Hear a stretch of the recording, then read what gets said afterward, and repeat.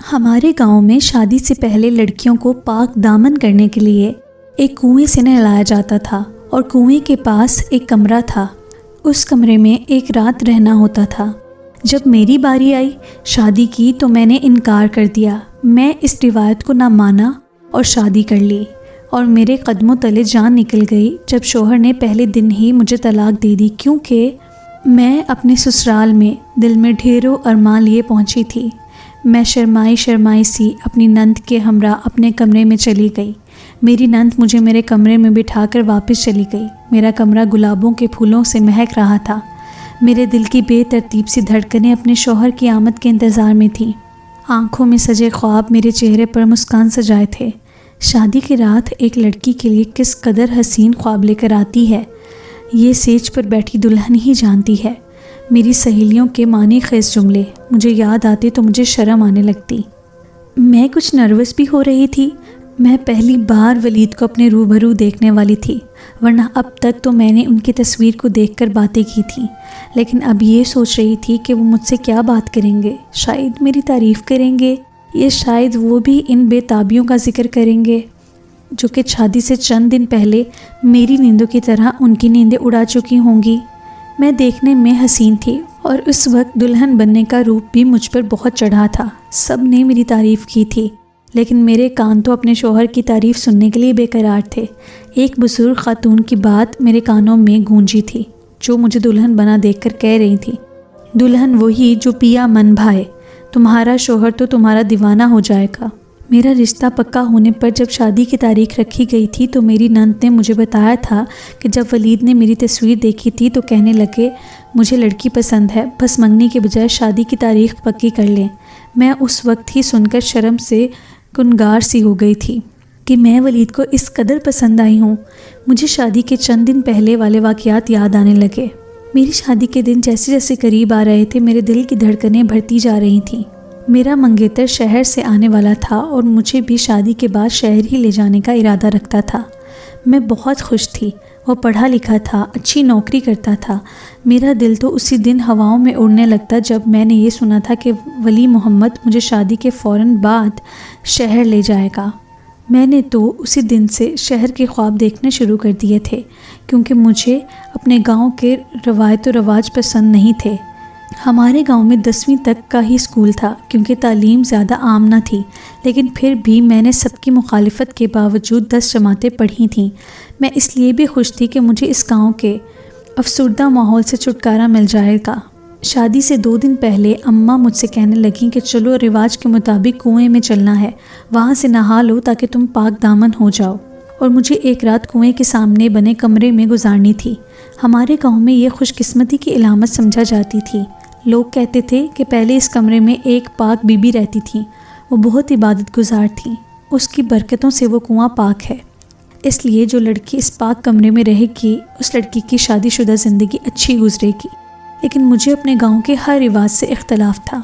بھلا ایک کنواں کیسے کسی لڑکی کے پاک باز ہونے کا ثبوت دے سکتا ہے؟ اور اندھیری رات میں سنسان جگہ پر بنا کنواں اور اس کے سامنے بنا کمرہ جہاں لڑکی کو اکیلا چھوڑ کر سب وہاں سے چلے جاتے تھے، کیسے اس لڑکی کی خوش قسمتی کی علامت ہے؟ مجھے تو ویسے ایسی جگہوں سے بڑا خوف آتا تھا۔ پھر میرا شوہر گاؤں والوں کی طرح ان پڑھ جاہل تو تھا نہیں جو ایسی فرسودہ رسموں کو مانتا۔ میں اس لیے بہت مطمئن تھی۔ میں نے اماں سے کہہ دیا کہ مجھے ایسی کوئی رسم منظور نہیں، نہ ہی کنواں کسی کی پاک بازی کا ثبوت دے سکتا ہے، نہ ہی مجھے اکیلے کمرے میں رہنا ہے۔ اماں نے مجھے بہت سمجھانے کی کوشش کی، لیکن میں نے صاف انکار کیا تھا۔ میری یہ بات سارے گاؤں میں پھیل گئی تھی۔ میرا ہونے والا شوہر اب بھی شہر میں تھا، اس نے بس شادی کے دن سویرے گاؤں پہنچنا تھا اور شادی کے 2 دن بعد ہی وہ مجھے شہر لے جانے والا تھا۔ میرے اختلاف پر میری ساس نے بھی مجھ سے کہا کہ ضد مت کرو، سب لڑکیاں شادی سے پہلے یوں ہی پاک سمجھی جاتی ہیں، اور اگر تم نے انکار کیا تو تمہاری بدقسمتی شروع ہو جائے گی۔ لیکن میں نے کسی کی بات نہیں مانی۔ میں تو چاہتی تھی کہ اس رسم کو توڑ دوں، لیکن مجھے یہ نہیں معلوم تھا کہ میری ذرا سی اچھی کوشش کی مجھے یوں سزا ملے گی کہ دیکھنے والوں کے لیے میں ایک عبرت کا نشان بن جاؤں گی۔ میں نے اس رسم پر عمل نہیں کیا۔ کچھ مجھے یہ بھی تسلی تھی کہ میرا ہونے والا ہمسفر پڑھا لکھا ہے، ایسی رسموں کے خلاف میرا ہم قدم ضرور بنے گا، اس لیے مجھے کسی کی پرواہ نہیں تھی۔ میری بارات شام میں آئی تھی۔ مجھے دلہن کے روپ میں دیکھ کر سب نے مجھ سے کہا کہ اپنی نظر اتروا لینا، بہت پیاری لگ رہی ہو۔ نکاح کے بعد کھانا کھاتے ہی رخصتی کا شور شروع ہوا تھا۔ میں گھونگھٹ میں اپنے شوہر کے ہمراہ اپنے گھر کے لیے رخصت ہوئی تھی۔ میں نے ولید کی بس تصویر ہی دیکھی تھی اور تصویر دیکھتے ہی میں اس کی دیوانی ہو گئی تھی۔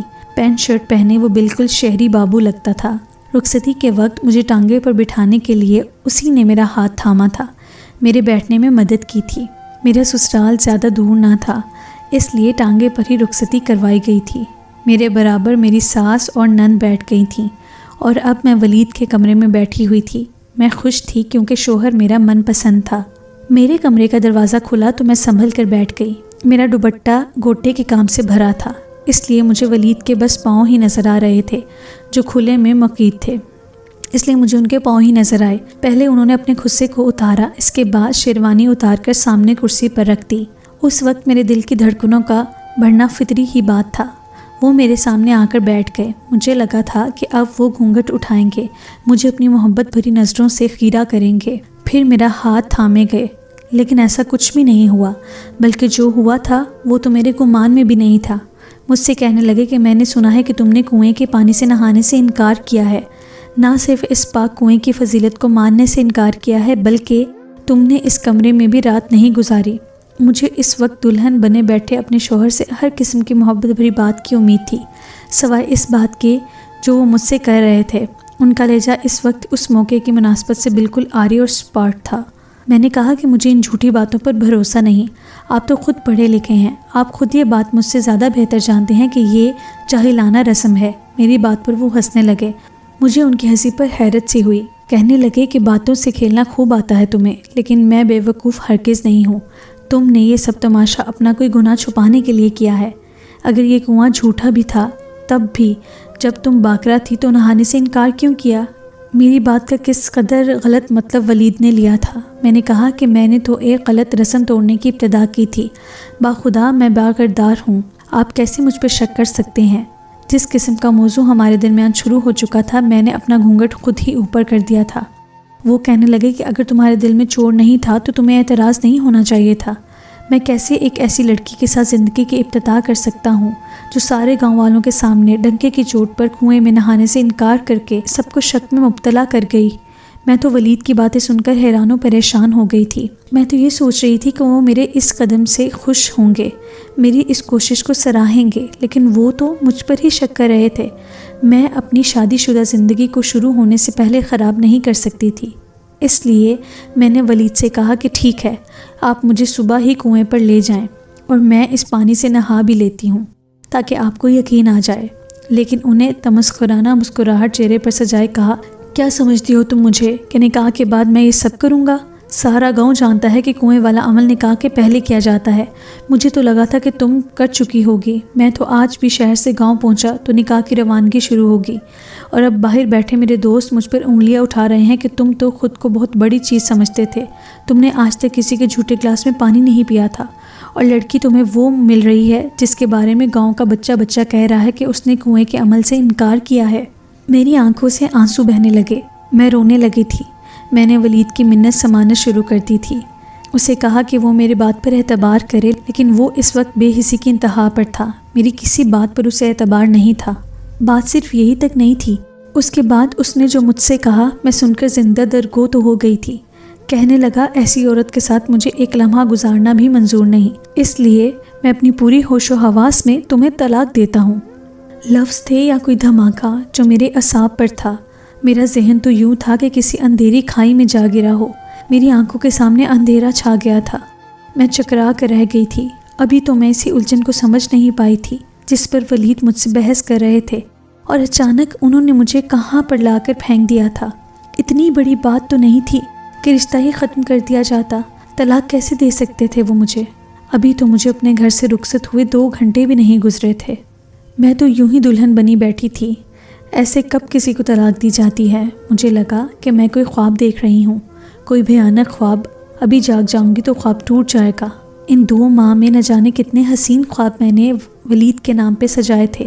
ابھی تو میں نے ان خوابوں کا ذکر بھی ولید سے نہیں کیا تھا۔ کتنی باتیں ابھی ہمارے درمیان ہونی باقی تھیں۔ وہ مجھ سے کیا کہہ کے گیا تھا، بلکہ کیا کہہ رہا تھا؟ شاید میں پہلی دلہن ہوں گی کہ اپنی دلہن کے لباس میں ملبوس تھی، سب زبائشوں کے ساتھ جو اپنے شوہر سے طلاق لے چکی تھی۔ ولید مجھے طلاق دیتے ہی حقارت اور نفرت سے دیکھتا ہوا باہر جا چکا تھا۔ میں ایک بے جان وجود لیے اس کمرے میں کھڑی تھی جس کمرے میں سجے گلاب کے کچھ دیر پہلے میرے جذبات کو مہکا رہے تھے، اب مجھے میرا مذاق اڑاتے ہوئے محسوس ہو رہے تھے۔ میں گم سم سی کھڑی تھی جب ولید کی والدہ اور بہن میرے کمرے میں آئیں۔ شاید ولید انہیں بتا چکا تھا، اس لیے وہ بدحواس سی میرے کمرے میں داخل ہوئیں۔ مجھ سے پوچھنے لگی کہ کیا ہوا ہے میرے اور ولید کے درمیان۔ میں کیا بتاتی کہ ہمارے درمیان تو اب کچھ رہا ہی نہیں۔ مجھے اس غلطی کی سزا دی گئی تھی جو میں نے انجان میں کی تھی۔ مجھے نہیں معلوم تھا کہ ولید نے صرف ڈگریاں حاصل کی ہیں۔ مجھے تو لگا تھا کہ وہ تعلیم یافتہ ہے، لیکن وہ تو ایک سطحی سوچ کا مالک تھا۔ مجھے ولید کی ماں کہنے لگی کہ تم نے اپنی منمانی کا نتیجہ دیکھ لیا، تم نے ہماری ایک نہیں سنی، دیکھ لیا نافرمانی کا انجام۔ تم نے پاک کنویں سے انکار کیا تھا، تم نے اس کی نحوست تمہاری زندگی میں آ گئی ہے۔ اس وقت تو مجھے بھی یہی لگ رہا تھا کہ شاید مجھ پر کسی کی نحوست کا اثر ہو گیا ہے۔ ولید کی بہن نے مجھ پر کالی چادر ڈال دی اور کہا کہ ٹانگا ابھی تک باہر ہی کھڑا ہے، ٹانگے والا تو شادی کا کھانا کھا رہا تھا، ابھی تو واپس کیا بھی نہیں تھا کہ میری واپسی کا بھی انتظام ہو چکا تھا۔ ولید کی والدہ کے مطابق میں نے پاک کنویں کی بے حرمتی کی تھی، اسی لیے میرے ساتھ یہ سب ہو گیا تھا۔ مجھے واپس ٹانگے پر بٹھا دیا گیا۔ میں بے جان وجود لیے واپس اپنے گھر اپنے زندہ وجود کی لاش کو لے جا رہی تھی۔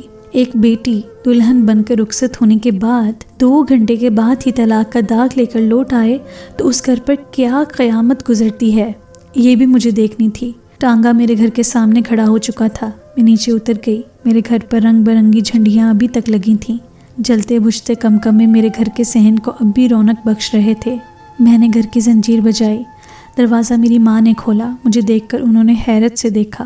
میری کالی چادر دیکھ کر اماں نے بے ساختہ سینے پر ہاتھ رکھا۔